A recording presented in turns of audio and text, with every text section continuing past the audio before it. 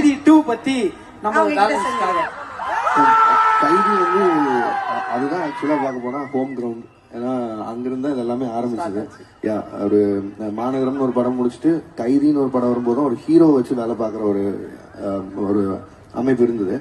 So அதுதான் என்னோட home ground. So அந்த எல்சியூக்கான ஆர்ஜுன் ஆகட்டும் எல்லாமே இந்த கார்த்தி சார்ன்ற ஒருத்தர் வச்ச நம்பிக்கை தான் இந்த படம் டெலிவர் பண்ணதுலேருந்து.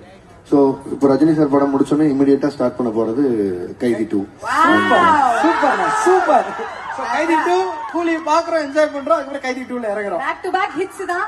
சோ இப்போ பாத்தீங்கன்னா லாஸ்ட் பிக்சர் அங்க क्वेश्चन மார்க் போட்டுருக்குல, அது என்ன போட்டோ நினைக்கிறீங்க?